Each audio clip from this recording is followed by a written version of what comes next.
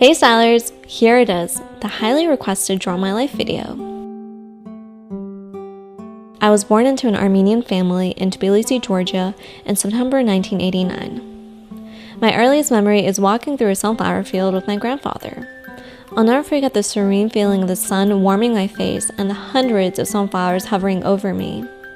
I even ate the seeds straight out of them. It was one of the most magical experiences. My grandparents would always give me lots of candy. I remember my grandfather would give me chocolate marshmallow sandwiches whenever I was good, and he'd keep them stashed in his dresser's top drawer. I tried to open the drawer, but couldn't because I was too short. I blame my grandparents for my obsession with sweets to this day. There was this bakery we would go to that was just a little building perched up on top of the steepest hill overlooking a pond. I was always so terrified we would roll backwards whenever we drive up there, but the warm bread was so worth it. 3 years later, we had a new addition to our family, my little sister Sylvia. I was so excited to have a little sister to play with. In 1995, my family moved to Los Angeles, California, where we lived in a small studio apartment with my grandmother and uncle. It was a tight fit, but honestly, we were just happy to be together and in a country with endless opportunities in careers and education. I'll never forget how much I loved Fruit Loops after trying cereal for the first time at age 5. One time when we were playing with the neighborhood kids, my 3-year-old friend who couldn't swim jumped into the deep end of the pool and started to drown. I grabbed a single floaty and jumped in after her to save her even though I couldn't swim myself. She kept pushing down on my head, but we made it out alive. Shortly after moving to the States, I started elementary school. I had trouble making friends because I couldn't speak English. I spent many days eating lunch alone, but I'll never forget Miss Barsom, who eventually let me eat lunch with her in her classroom as we chatted about schoolwork. Our initial years in America were challenging. My family worked hard to make ends meet and did best with what we had. One time, I needed glue for a homework assignment, so my mom whipped up some makeshift glue right at home using flour and water. I'll never forget how amazed I was at what she did. Thank you, Mom. After first grade, we moved to a new location in school. Kids immediately knew I wasn't from around here and joked about my accent. I was determined to learn to speak English so I could fit in with the other kids. Every day after finishing homework, I would spend several hours copying out of storybooks so I would become a better writer and reader. My sister and I loved to read storybooks together every night before bed, and it helped with our English tremendously. In 3rd grade, I met my best friend at the time named Ellie. Her individuality and confidence inspired me to become a better person. We acted out Sailor Moon during recess and spent after-school hours drawing our own mangas. We were determined to become the youngest cartoonists. My dad always told us we needed to speak Armenian and Russian at home so we wouldn't forget. While we were in school, my parents enrolled us into Russian grammar school, which we attended on Saturdays. Looking back, this was good for us because now we can read and write in Russian, but we hated it at the time. Who would want to sit through classes 6 days a week, right? Sometimes my sister and I would run a thermometer under hot water and show it to our parents, claiming we were sick and how we couldn't go to Russian school. I know my dad knew we were faking it, but he played along and let us have a break now and then. Spasiba, Pop. My sister and I were sheltered, so we didn't spend much time with kids outside of school. That's okay though, because we had each other. But just like any other siblings, we didn't always get along. I even drew an entire comic book about all of our pranks and silly conflicts. During our summer vacations, we spent our free time drawing, playing dolls, writing, taking photos, and vlogging. I would film my sister dancing and singing, thinking how cool it would be to be a director someday. We spent a lot of our weekends at our grandmother's house. She would always take us to visit her friends, so every day was like an adventure to someone's house. My sister and I sang a lot as kids, so she would always make us sing in front of her friends. It was embarrassing, but helped us overcome our shyness a little bit. I spent my free time memorizing medical and astronomy encyclopedias, thinking it would help me become an awesome doctor/astronaut someday. I was and still am in love with astronomy to this day. One of my favorite things to do as a kid was writing in my diary. I would sit outside and write about my day every night. My head was always in the clouds, daydreaming and imagining myself doing profound things someday. My parents always encouraged us to be creative, and we frequented Michael's often at the time. I watched my father create the most high-quality, intricate leather goods growing up. He was an entrepreneur and poured his blood and sweat into his dreams. His determination and creativity inspired me to be the best person I can be. My transition to middle school was bumpy. I attended a large public school for several months. Kids weren't shy about pointing out my flaws, whether it was my thick eyebrows or a funny accent. I just couldn't fit in at all, and lunch was especially awkward because I would literally just walk around alone pretending I was going places, but really just didn't know what else to do. Eventually, I had enough and transferred to a small private school. I'm forever grateful to my parents for giving me that opportunity. Times were tough, and the fridge wasn't always packed tight. I made sure to get straight A's and do my best to make my parents proud. But I was a preteen after all, so I started to experiment with my fashion, which consisted of a lot of black. I had a few amazing friends, but generally didn't feel like I fit in. I slowly grew depressed. I spent a lot of my free time reading and recoiling into myself. I had really bad acne at the time, and I got to the point where I didn't even want to leave the house because I was too embarrassed to be seen by people. I never hated myself more.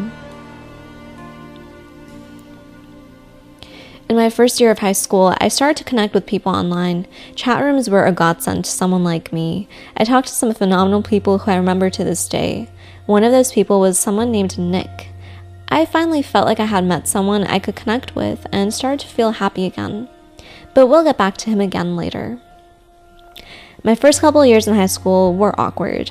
I was the girl with the teased ponytail and black lipstick, which I wore secretly without my parents knowing, by the way. Some people threw food at me and even put gum in my hair because of the way I dressed or because I raised my hand too much in the classroom. But that's okay because I had a group of awesome friends that I fit in with. In 10th grade, my sister and I attended a fine arts conservatory at a university. I wasn't the best at drawing people, but loved creating abstract art with charcoal.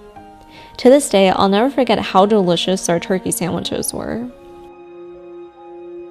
Halfway through high school, I started to shed some of the black. I started a psychology club to show everyone the importance of emotional intelligence because I was concerned with the daily fights on campus during lunchtime.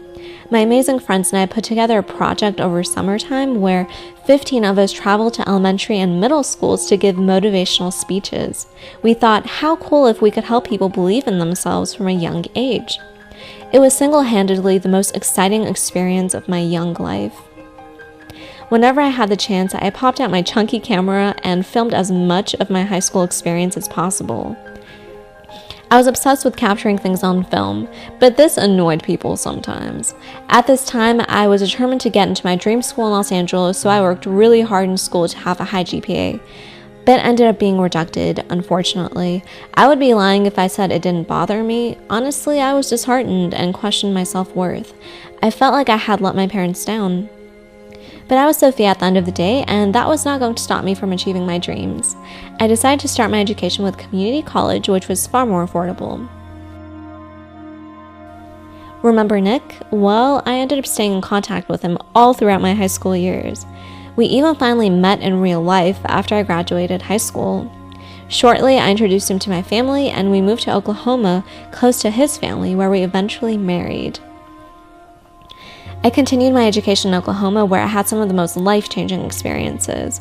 I became student body president of 2 college campuses and was even recognized at graduation last year. It's also where I met my best friend, Diamond. We were like twins, constantly involved in similar organizations and taking the same classes. One time, I mentioned how I had always considered starting a YouTube channel for fun, and she nodded that I should go for it. I was surprised someone actually showed interest. Thanks to Diamond's encouragement, I started a YouTube account.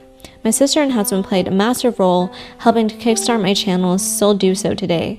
Their advice is always honest and invaluable. A year before graduating college, Nick and I moved to a different city where I had to restart my life in a new school and find a new social group. Honestly, it was tough adjusting. I had trouble finding joy in anything, no matter how hard I tried. Before graduating, I applied to a doctoral program as I was working on my channel. I thought I wanted to go into research in the field of IO psychology. After much waiting and anxiety, I finally got the letter in the mail. I was rejected. I thought to myself, again. I initially felt discouraged and hopeless, but at the end of the day, I knew I had done my best. Afterwards, I directed my energy toward my channel and started doing research with a professor for a year to prepare to apply to graduate school again. During this year out of school, I started to question myself and the path I was on. With each passing year in college, I had felt less and less like myself. Had I picked the wrong major, wrong path in life, I thought to myself, why did everything feel so monotonous and dissatisfactory? I felt like my mind was overwhelmed with nothing but structured writing and statistics. YouTube was my escape and a chance to rediscover the creative child within myself. I was worried people would judge me, but I had to take the chance for myself. Maybe that rejection letter was meant to direct me to something better. Had I been accepted, my YouTube journey would have ended a long time ago. I uploaded videos for several months while working as a research assistant. I was so excited whenever my videos got even 10 views. But don't get me wrong, I had phases where I grew discouraged because I didn't see my channel lifting off as much as I'd hoped. In October, I decided to make my first DIY video about how to make lipstick out of crayons. A month later, it went viral. So viral, in fact, that it ended up on national television and on Lucky Mag's website. I continued making videos and quit my research job to focus on what I loved, filming the creative process. Before I knew it, I started getting emails from networks and brands asking me to sign with them or review their products. The outpouring of love from my viewers made me want to become a better person every day. Today, Nick and I have been together for 9 years. We got a little puppy named Diesel and just bought our first home together. Diamond and I make the long drive to see each other as much as possible, and I visit my parents in California every year. In January, we had 1,000 stylers.